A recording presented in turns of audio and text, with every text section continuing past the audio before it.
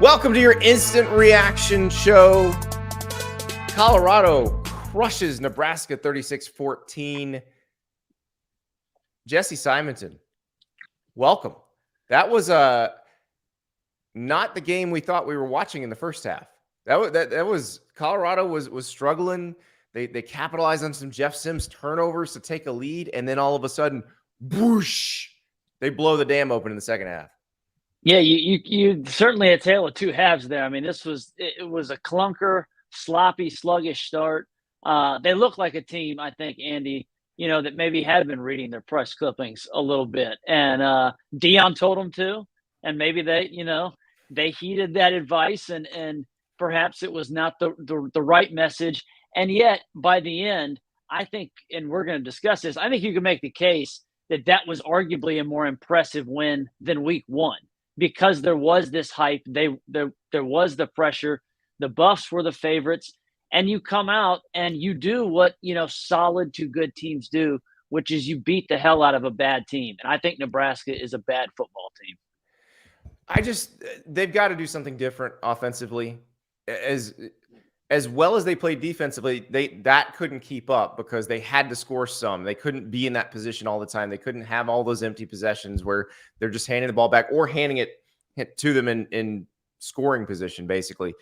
And I don't know if that means they've got to go. We said this last week, by the way. We said this after the Thursday night games last week, after they lost to Minnesota. Do they need to look at doing something else at quarterback? I think they need to look at doing something else at quarterback. Yeah, I mean, Jeff Sims, Colorado, they ended up with 36. They got their first 13 when they really weren't moving the ball at all. And Nebraska was sacking Sawyer Sanders, pretty much every other drive. But they got 13 points all off Jeff Sims' mistakes, the fumble, the interception. Then he runs out of bounds. Joel Klatt calls it immediately. Is like, Gus Johnson's like, oh, good move. And then Joel's like, no. He just handed him 3 points. Yeah, he's like, you are giving Colorado more points. Sure enough, they march right down the field and kick another field goal. And like you said, I mean, Nebraska was eventually going to wilt defensively. Tony White, I thought, had a great game plan in the first half. That 3-3-5 defense that Shedeur was able to shred a week ago with Gillespie and TCU. He was getting pressured. He wasn't reading the field as well when they were dropping 8. But then the defense can just. I think you made the joke. Is it like the Spider-Man meme with Iowa? Like you can't be. Yeah. It's like Iowa's defense a year ago. You're just looking at it and it's like, what are we supposed to do? Well, and how frustrating must it be for the defense, which is doing everything it's supposed to do, and then the offense can't do anything. And at what point does that boil over? And yeah, I was shocked that it never boiled over at Iowa. So, but it's the Colorado thing's interesting because Nebraska was playing really well on defense. Nebraska, I think, has a decent defense. Colorado just annihilated them in the second half. That was not like, remember after Jeff Sims scrambles to score, well, it wasn't a scramble, it was a QB draw, scores the touchdown on the QB draw. And then Colorado just answers with like an 80-yard drive. And that's the one where Shedeur really never got pressured. And he had a great throw for the touchdown where he rolls left and just fires it right there. That's when I was like, oh, I think they've broken them. And they did, because they kept coming back. Yeah, I mean, it was kind of reminiscent of kind of how, Florida State just sucked the soul out of LSU in the second half. Very similar. I mean, I think, and this is kind of to deviate to a different point here, because I agree the story is still Colorado and Dion and what they've done. But I guess one of my lasting thoughts for Nebraska is, I mean, that fan base has got – they must have a record number of bald fans because of folks wanting to pull their hair out with we've seen from the quarterback play. I mean, God bless. I like Adrian Martinez and his family. I got to know them when I was covering Tennessee, and he was a commit there. He's a good kid. I really like his – but, I mean, he was a guy that would constantly have these face-melting turnovers. You see it from Jeff Sims. I mean, I joked on Twitter, you might as well replace their helmet logo with Elmer Fudd at this point. I mean, they just shoot themselves in the foot more than any offense I can remember in recent memory. And it's been not even just the same guy. It's like insert whoever is at quarterback there and something terrible's happening. So Sam with an interesting thought says, I'm a bit skeptical still on Colorado. Pac-12 teams are going to have teams that good on offense and maybe good enough on defense. Well, I think we're going to find out next week. They go to Autzen Stadium. They got to play Oregon. Or yes, 2 weeks. I'm sorry, 2 weeks. Yeah. So 2 weeks they're going to Autzen Stadium, and then the week after that they're playing USC. Now, USC obviously has a much better offense than anybody they're going to see, but Oregon has a very capable offense and a very athletic defense. So you're going to get tested, but if they play the way they did in the second half, they can play with Oregon and they can probably play with USC. Well, and let's not discount the fact that, I mean, I thought Colorado defensively, obviously we're talking about how awful Nebraska is offensively, but what Colorado did defensively was stout today too. I mean, they did force a couple of those turnovers. Unlike a week ago, they had, 0 tackles for loss in 88 plays against TCU. They made some pressure. They had a couple sacks. I think they had 6 or 7 TFLs. It wasn't like, I think one of the narratives coming into this week, Andy, was that, well, Nebraska is just going to shorten the game because they're going to run the ball down Colorado's throat. They tried to in the first half, but that really wasn't successful. Let's give everybody an example of why people just want to hate Colorado, and I don't understand that. Like, Backyard Engineer, if people are talking about Sawyer Sanders as a Heisman candidate after that performance, that's a disgrace. 31 of 42 for 393 yards and 2 touchdowns. Now, the only way you were going to knock Sawyer Sanders as a Heisman candidate after that game and after their first game is because Travis Hunter is the real Heisman candidate. Because no one has done what he's done in 20 years. And yet you look at what he did today, Andy, and it's like, again, I think that's why it almost speaks to how more impressive this win maybe was even than TCU. Hunter wasn't transcendent today. It was still incredible that he played 100-something snaps, on both sides of the ball, but he had 70 yards receiving. And Xavier Weaver was the hot target today. Right, and because Nebraska couldn't throw the ball, they weren't really going to target him. Yeah, and then Colorado got the run game going in the second half too. They were barely moving the ball at all on the ground in the first half, and they got it going. It is going to be fun watching them play the best in the Pac-12. And look, I will eat all the crow you want. I was the one who said they're not going to be deep enough. When they play Oregon and USC, they're going to get exposed. I'm not saying that now. I am not saying that anymore, because Nebraska is not a good team, because clearly they're not competent on one side of the ball. But that's a pretty good defense. I suspect TCU is going to wind up being an okay team. Like, they're going to be able to play with these teams in the Pac-12. Maybe they're not going to win the Pac-12, but if you can take what they took over, and obviously they flipped the whole roster, but then you can play with those teams in the Pac-12 year one, what the hell are year 2 and year 3 going to look like?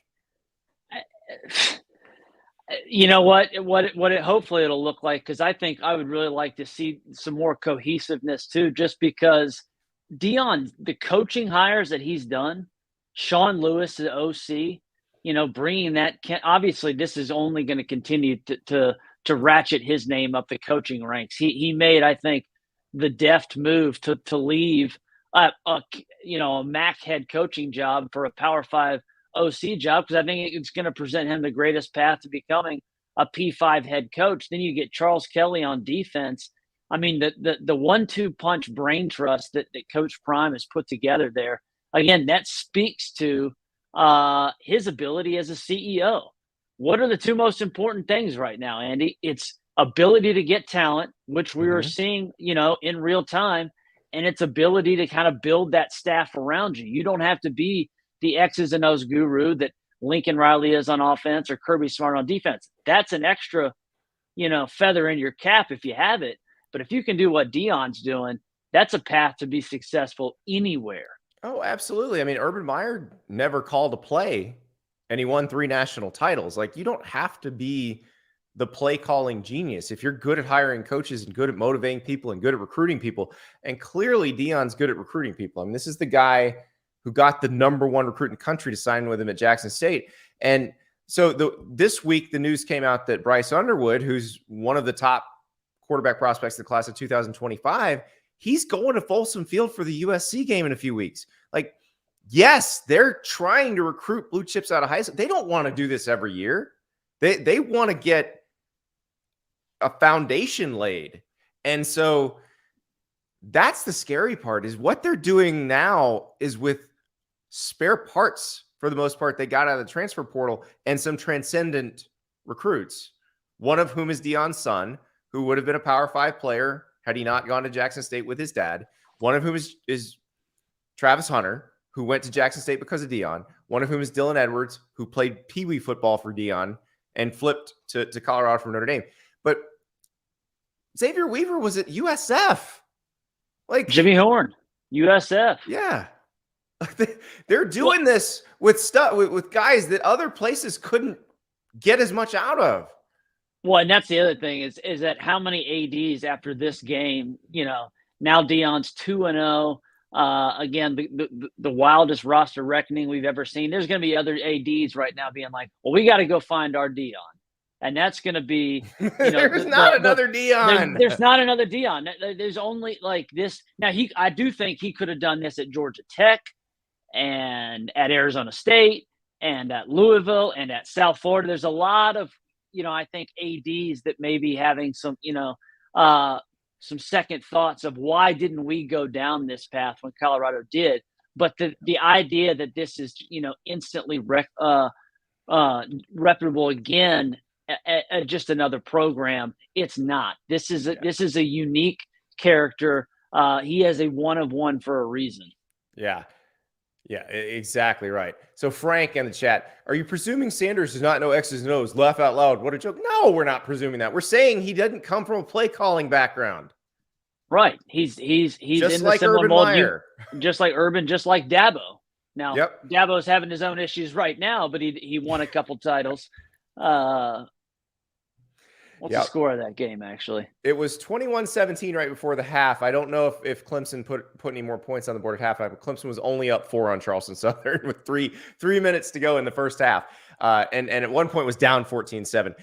If you were just watching Colorado Nebraska, wondering why we're not talking about the Notre Dame NC State game, it's halftime. They just started the second half. And those other games in the ACC that are in that neck of the woods are delayed as well. Virginia's trying to hold off James Madison, which honestly would be an awesome win for Elliott. Virginia winning that game would be an upset. They started the freshmen. They look much better on offense right now. And they were a touchdown dog to James Madison and first home game, since the tragedy a year ago. That would be a really, really big win for Elliott there. Yeah, and then we'll talk all about Notre Dame and NC State when it's over. Obviously, that lightning delay, the Notre Dame O-line and Audric Estime did some work because they popped an 80-yard touchdown right out of it. But the other game that finished that we need to talk about is Baylor-Utah. Baylor lost to Texas State last week, and not in fluky fashion. Like, Texas State just pounded them. And so Utah comes in there. Baylor is running it down their throat. The heat index is like 110 degrees. And you're thinking, Baylor's going to win this game. And then just a crippling interception with about 2 minutes to go from Sawyer Robertson. And Utah scores a touchdown. Baylor then almost gets it back down the field. And Jesse, I don't know about you. It felt to me like the officials had a flight to catch, because it looked like pass interference on the last play of the game, and they just sort of let it go. It wouldn't have tied the game for Baylor, but they would have had one more crack at it. I think as the sideline reporter Chris Budden was joking that folks' shoes were melting. I think the ref said their feet got a little too crispy and they were ready to roll. That was a terrible non-call. Non-call. Yeah, but I think, go ahead. Utah needed that. That's a skin of your teeth win. And remember, Utah's still playing with backup quarterbacks. We'll see when Cam Rising is going to be ready. But Jaquindon Jackson was really good at the end of that game. The line was good at the end of that game. And, the defense stepped up big because they got it was the pressure on Sawyer Robertson that caused that interception. He just sort of threw it up there. I don't understand why Kyle Whittingham, a week after kind of relying on Nate Johnson, was so reluctant to go to Utah's, I guess, third or fourth string quarterback, depending on how you want to call it. But, Barnes was terrible. He finally pulls, Barnes late in the fourth quarter. Johnson leads those 2 scoring drives. When, you and I were texting, I think the transitive property college football fan, Florida fan watching this game has got to be freaking out a little bit, because Utah was struggling so much against Baylor. And to see what they, did to Florida kind of physically, especially in that first half before the Gators defense bowed up, not great. Now, Florida beat the hell out of McNeese State tonight, but not great. Well, let's not assume anything, because that's the thing in week 2. When we have the week 1 data point, we assume that's what the team is and that's what they're going to be. Utah, For sure. This could have been a terrible game for them. This could have been Baylor bouncing back and playing how they should have been playing as Texas State. We don't really know that. We're going to need more.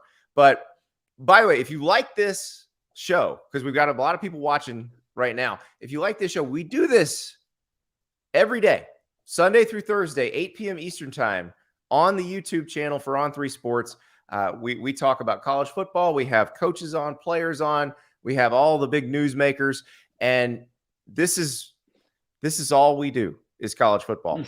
And Jesse, it's crazy because it doesn't feel like it's been that long since Clemson was playing Duke and the Duke students were storming the field. I mean, it's really only been 5 days, but it's amazing how many assumptions we make after week 1. That's the thing with Colorado, is that week 1 game could have been a total fluke and we would have never known. But now I don't think we need to be thinking that way. I think given the way they played in that second half of that game, we can feel safe that they are for real and capable of being competitive with anybody on their schedule, which means also, yes, Oregon and USC. And as someone tweeted at me just recently, does that also make Colorado State this week a trap game? I guess so, but you're gonna get that game at home again. I think you said it well. When we started this show, I never doubted Coach Prime Dion Sanders in terms of the long-term vision there. I just was skeptical. You were skeptical of how everything would come together to start. So it's fair to say, hey, we were wrong, but now I think the expectations or what we could think about this team is recalibrated. Yes. Yeah, they can go toe to toe. We'll see. Can they go toe to toe with Oregon, USC? We'll see. But I absolutely think this is a team based on what we've now seen through 2 games that is going to be competitive in a competitive Pac-12 with that offense, with Shedeur Sanders at quarterback, and with a team that just frankly I think isn't quite as bereft of talent on the offensive and defensive lines as we thought. So what's a realistic projection now? Because I was saying before the season started, 4 or 5 wins would be like build Dion a statue if he wins 4 or 5 games with this team. They're going to make a bowl game. This team, I'm saying that right now, this team's going to make a bowl game at the very least. And now we're talking, are they competitive for the Pac-12 title? And I think we'll just have to wait and see what happens in the Oregon game and the USC game. And we'll know immediately after those 2 games where they're at. Yeah, and I think that's very fair. And that's not moving the goalposts on this. That's saying, hey, they are better than we thought. 6 wins. They're going to get to 6 wins. What's their ceiling after that? I don't know. Dion said we're coming. No, Colorado's here. That's what Joel Klatt said. Kind of signing off. And he's right. They're here. They are a solid football team. I have to do these AP poll projections. On Saturday night, I'll be up at On3 on Sunday morning. You voted in the poll for a long time. That middle 15 to like 35 teams, they're maybe 18. They're the same. Yeah. And I think Colorado is squarely right there. What we've seen through 2 weeks, I think they're squarely right there. All right. We got a couple other scores. Ohio State clobbered Youngstown State 35-7. Great day for Marvin Harrison Jr. Kyle McCord. They keep saying play both, but Kyle McCord's the guy. Yeah, because they're not pulling him for Devin Brown when things really matter. It doesn't seem like. No, and that's that was going to be something that, because he only played the one series a week ago, it was like, all right, it's Youngstown State. If it's going to be more 50-50, perhaps this thing's open. And we thought not the case. Georgia got off to a bit of a slow start and then ran away 31 points in the second quarter against Ball State. So the big boys took care of business. Penn State, I think, had a big blowout win as well. Yeah, they beat Delaware. So yeah, we've got a lot more to talk about, Jesse. Hopefully you got the schedule cleared, because all those games that got rain, lightning delayed, we got to talk about them. We got to talk about Texas A&M and Miami. We got to talk about the Cy-Hawk Trophy game. Hopefully we got to talk, nobody has any money on that. I want to see where's Luganville at this week. Maybe there'll be another field storming so we can see if he can run in those cowboy boots. That was Ole Miss. The anecdote that he told on the show. I guess that was that Thursday maybe. That was fantastic. That he's out here running around in cowboy boots. That's right. He's at the Duke Clemson game, and it's funny because if you watch the video, the Duke students are being incredibly well behaved. The people are like, just don't get on the field till the game's over. And so I'll stand there very politely. But yes, there's Tom in his cowboy boots, and he sprints out, takes a horrible angle, but gets to Mike Elko anyway. And yes, he is at Tulane Ole Miss, which is going on right now. And if Tulane wins that game at home, I think we could definitely see another field storm. But right now, Jesse, there is only one universal truth in college football. And it's this. I don't think I stumbled or stuttered when I told you we were coming. Not at all. We coming. That's it. They're here. Colorado is here. We'll talk to you after this next set of games.